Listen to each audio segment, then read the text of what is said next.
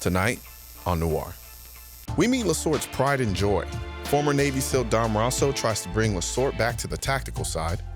I review the Kunan 357, and Stage 8 of the challenge forces me back into the woods. Thank you for joining us on another episode of Noir. So what you got in store for us today, Mr. Man? Well, you know, one of the things that's been happening lately, there have been some self-defense shootings that are out there, you know, and so we talked to friends, and friends mentioned, like, you know, why aren't these people being shot in the legs? You know, if they need to be shot, why not in the legs? And you and I have talked about this in the past, and you had a really good story as to explaining to people why that's just not really the smart thing to do. Yeah, I think, idea.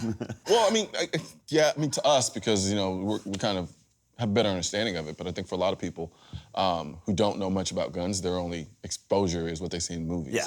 And in movies, we all know the rules. No one ever misses. No one ever runs out of bullets. Right. No reloads. And when you shoot people, they fly back 110 feet. Right. Yes. Unfortunately, in reality, hitting a moving target is really hard. Right. Yeah. I think what happens is your focus is, boom, the threat. That's what you're looking at. Yeah. And so instinctively, I'm like, oh, let's stop it. I think it's unrealistic to expect people to be able to kind of decipher in the heat of the moment, okay, I'm gonna go for that right leg there, Right. I'm gonna go for it Well, like and that. I think too, okay, so what if the person that you shoot in the leg still has a gun? Okay, what's going on here? You're trying to stop the threat. Yeah. Does injuring a person's leg immediately stop that threat? No, because their hands and arms still work. Yeah. So it is something that just people need to realize just isn't realistic. I think some part of it too is people not wanting to deal with the idea of killing someone. That's true. I think that's it's hard. a big That's point. something that takes a lot to deal with, Yep. because when you really take it to that next step and you're like, the idea of having to take a life can be overwhelming for some people. Well, I would And say it's the like, majority of people have never been faced with that situation, Exactly. and because of that, they have no idea what they would be feeling right at that moment. They have no idea how, if they were in that situation, I and know. it was, yeah. But I want the options. Right. But someone who has dealt with that situation many, many times, our guest this week.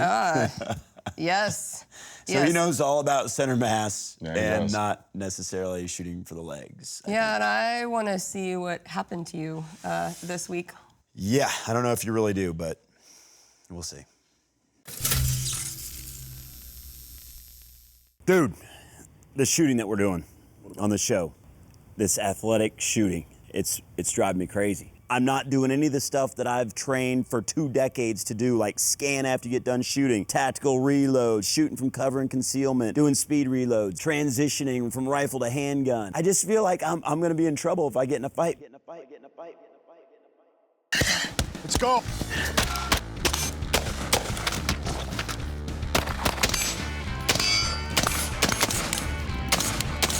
All right, so what are we gonna do? Concealed. Do some So we're concealed gonna stuff? work off concealed. And that's what's happening to me right now is the athletic shooter with Amy and Coleone and Katie is that it's kind of eroding a little bit. What I want to do is have you hit the pads, Right. build up your heart rate, a little bit of adrenaline dump, 30-second hooks on the pads, Yep. and then move right into a concealable draw. 45 seconds, threat, I'm gonna move out of the way, strip the gloves, go into the draw, 2 to the midsection, Yep. 1 to the head. Okay. All right?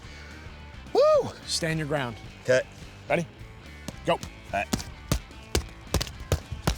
Move, breathe, breathe. Harder. You're here to fight for your life. Come on. Let's go. This is what happens before a fight. This is how you're gonna feel. Let's go. Harder, faster. Move. Think about what's behind me. Think about what's happening next. Right.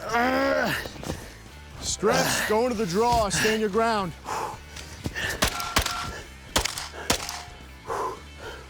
Scan. Scan like I don't normally do. Pick your secondary targets. There you go. Top off your gun. Don't cross your legs. This isn't ballet. Go ahead, think about what's next, what's after, who's coming, who's showing up. Get the gun put away. Good to go. How's that?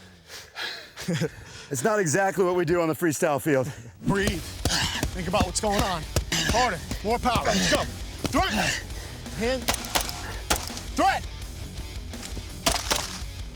Sprint. Get that cover. And I gotta reload. Work it out. Think about what's up. And now another one.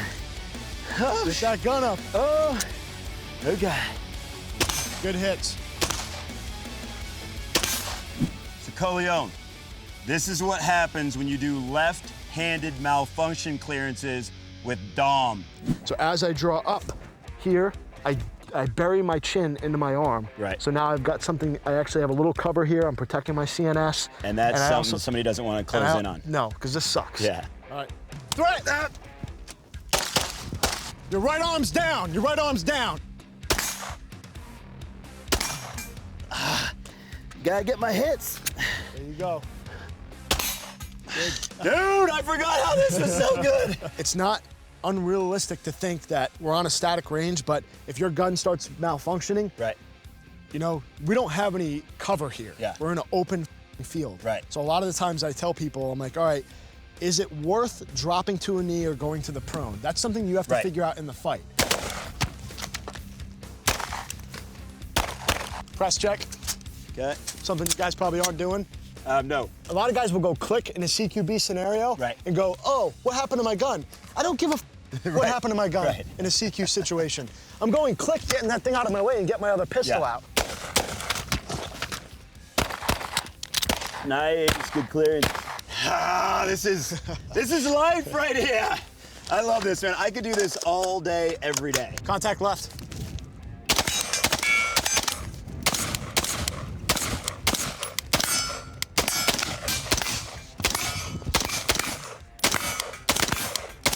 Oh, that was fun, man. That was fun. This really showed me what I missed and what I've been missing. But I got to run to Dallas for a meeting, buddy. I'm going to leave you back out here to continue to train. Nice work, brother. Obviously, awesome seeing you, man. Absolutely. Awesome seeing Keep you. it up, keep the reps going, and Woo! don't let Noir get to you, man. No, I Don't let know. Noir That's what I get need you. to avoid, man. But this was my home.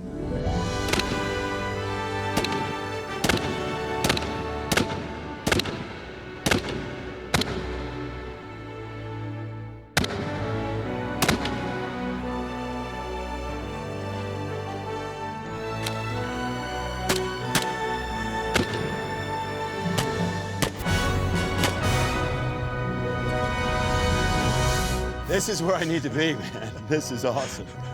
I've forgotten about how great it is. This is where I'm supposed to be.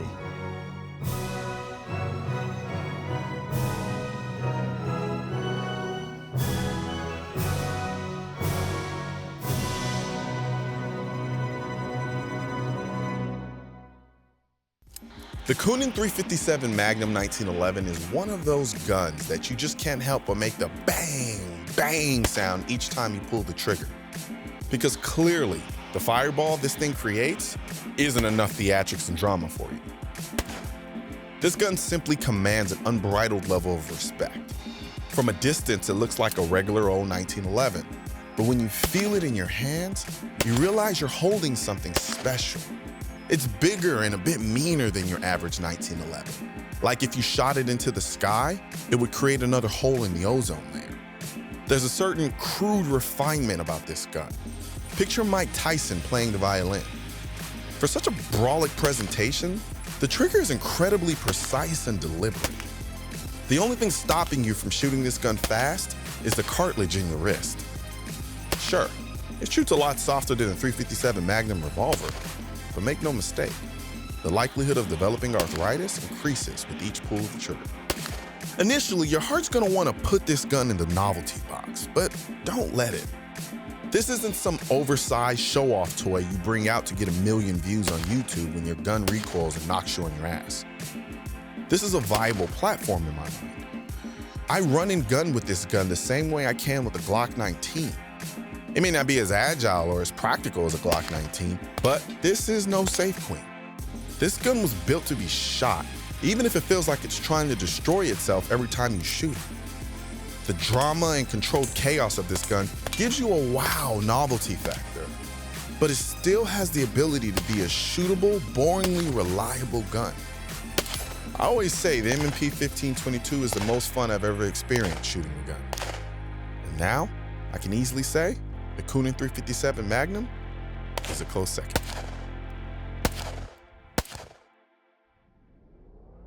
On the way home from the badass defensive shooting with Dom, I started thinking about athletic shooting again.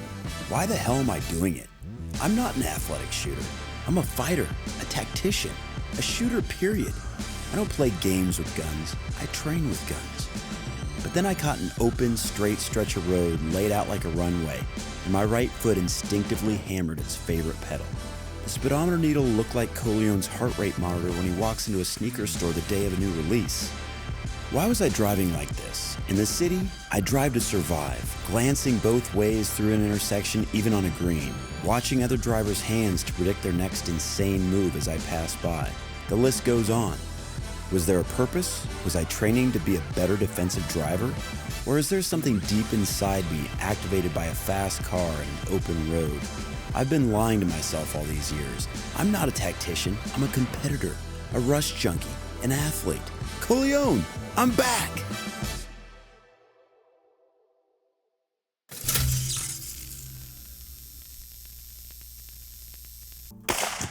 Oh, that did not hit. Nope.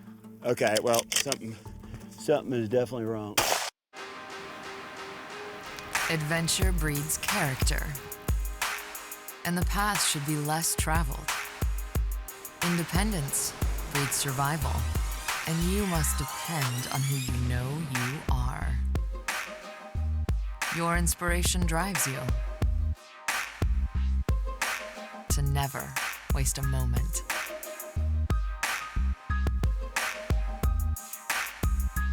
As a pioneer, an advocate, a gun owner, it's time to celebrate your lifestyle every single day.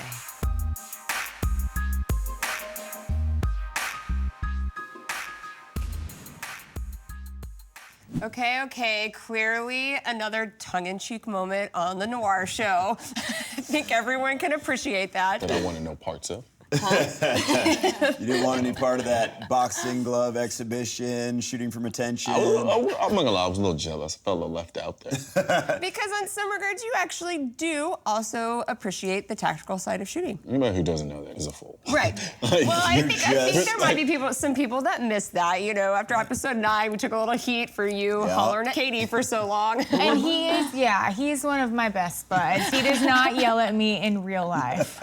Not yet, at least. Now, I will say, I actually do shoot that way, though. The way I was shooting while he was being Mr. Tactical, that's a part of you. But if you decide to go take a defensive class, you're going to be a serious student. Absolutely. You're going to shoot. You're going to learn from Dom like I did there. I mean, it's been a long time since I had that kind of crazy adrenaline rush where he was making me hit his gloves and he's like, harder, breathe, harder. I mean, I was completely exhausted by the time I tried to get those gloves off, which was cool because it was kind of like trying to fight somebody's handhold off you and then draw from retention and shoot.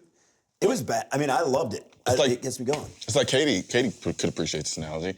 I look at it the same way as like when I played organized basketball and then street ball. Yeah. You know, street ball is just basketball for the sake of basketball. Yep. It's a totally different way of playing. You take some of you take some of these NBA players and you watch how they play in a game and then take them to Rucker Park and watch how they play Rucker Park. Totally different. Well, I'm interested to see if these tactical skills help you out in the next round of the competition. Okay, yeah. Yes, so Katie, why don't you tell everybody where we're at right now? Okay, so after running stage 7, Coleon is at 5 minutes and 6 seconds, and LaSorte is running at 4 minutes and 22 seconds. Awesome. Y'all ready to see the next stage? If I don't win this stage, I'm gonna blame it on Dom, that's all I'm saying.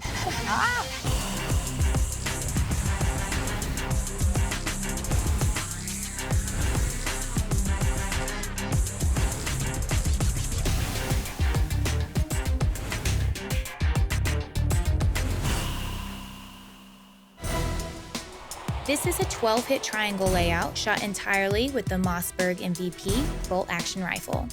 After 3 hits at the 50, they'll run to the 90-yard berm for 3 more. The next station is still from 90 yards, this time from the wooded area, where the shooters might look to employ a tree rest. Finally, it's a 40-yard forward dash back to the original station for 3 last hits from the 50-yard line.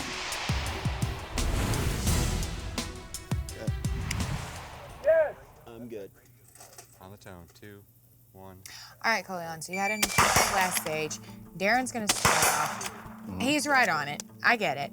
I want to talk a little bit about in this stage, I noticed y'all run completely different when you're running with your rifles, and I know there's cases for both. You run muzzle down and he runs muzzle up. So talk to me a little bit about the difference when he climbs up on this berm to shoot. It's just a natural thing. I just naturally have always run muzzle down. I couldn't even explain to you why. Right, it's just your instinct is to run muzzle down. Gotcha. Absolutely. All right. And I don't know, I always felt it awkward to run muzzle up. I felt like I was like in a bad 80s movie. Right. I feel like it would be a little bit harder to control when I moved with y'all the other day when LaSorte had me working a little bit on movement. I went naturally muzzle down as well, but I know he's tactically very advanced, I guess you could say. That did not hit. Nope. Okay, well, something is definitely wrong. Clear. 40. Left side, left side, left side.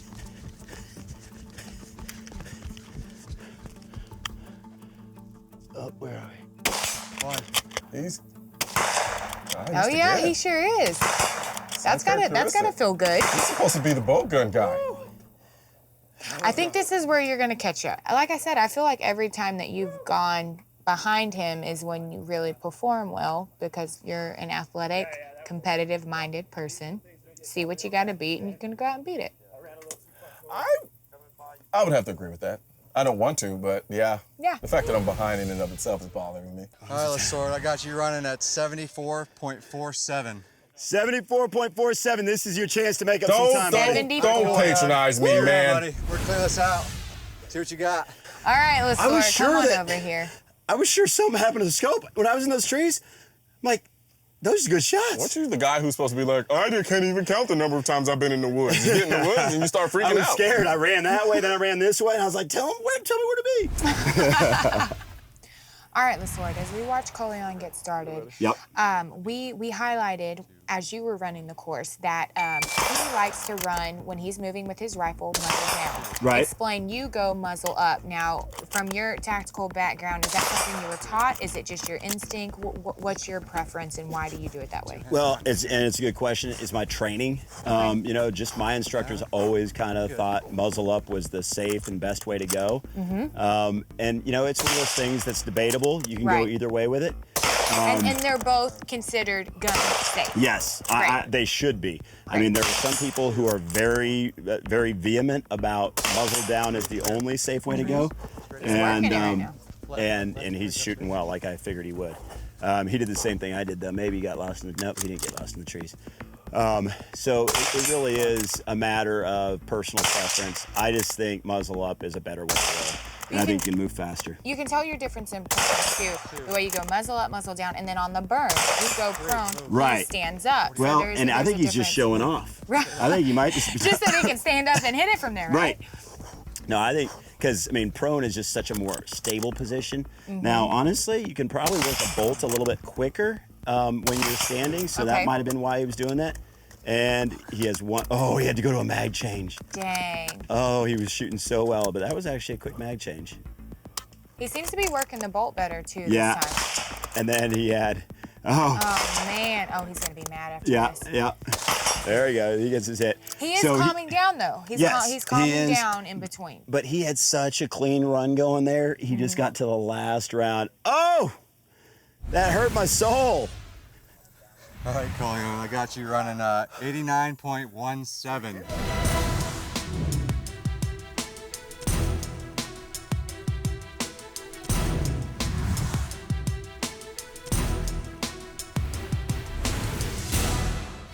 Katie, I always love getting another female's perspective, and you were up close and personal throughout this entire competition. So what was your takeaway from this?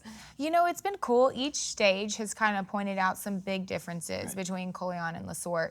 So, Coleon, I'm curious. I got to hear LaSorte's perspective on why he chooses to go prone on the berm. Why is it when you go on the berm you like to stand up? Because I'm a show off. Okay, fair enough, because he's a show off. Or a butterfly. No, I'm dead. There was no reason. I have no rhyme or reason for why I go and stand at the top of the berm. It looks if really he felt cool. like laying down one day, I'm sure he It would do looked that like too. heroic and Like that King that's of a the Mountain. statue. Like in 1,000 years, there'll be a statue of Coolio Noir on top of a hill shooting a bolt-action rifle. You never know. Part when of it our is freestyle shooting part goes of it is the famous. butterfly too, because it's like, how often you get to say, yeah, I stood on top of a berm during a shooting Yeah. competition Yeah. and shot from standing on top of it. So I got lost in the forest. I got lost in the trees. He That was slowed you running down a little bit? circles. Yeah. I hope you guys saw that and paid attention. Yeah, And we this is saw the same circling guy who trees. likes to make fun of me because I've never been in the woods Yeah. yet. He still didn't lost. He put you, yeah. Coleon put My you old to eyes shame failed and- me, yes.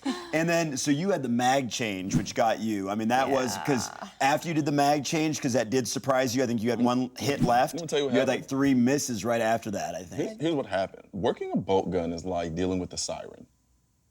Because it starts to become intoxicating after a while. So I just became obsessed with just working the bolt. I wasn't paying attention to anything else. Like literally, I was did just have a like, shirt. I've heard you somewhere. say that Yeah. before. You've literally said to me before when I've been on the range with you, man, working that bull is so fun. it's fun. It is. I I got agree. And Right. he forgot he was in a competition. And that is why I like the Mossberg Patrol Rifle so much, is because it's a small, compact, bolt-action gun that is just a ton of fun to shoot. It's fun to watch too, absolutely. Don't get me wrong though, I'm still a man of instant gratification. I know. So when the time comes, semi-auto, baby. Your Daniel defense is always going to be somewhere within about 10 feet of you. I know, even if you have a bolt action in your hands. Pretty much. Oh man, well Katie, thank you for sharing that with us first off, Absolutely. but where are we with the time right now? Okay, so right now there is about a minute's difference. LaSorte is still in the lead, so you guys tune in next week and see if Coleon makes his big comeback.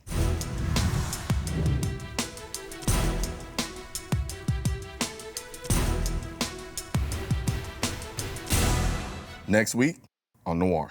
It wasn't that he was going down, so. Look at that. Damn, he got him quick. Oh, yeah. Whoa! That is a big man running right there. 4, 6, should be 7.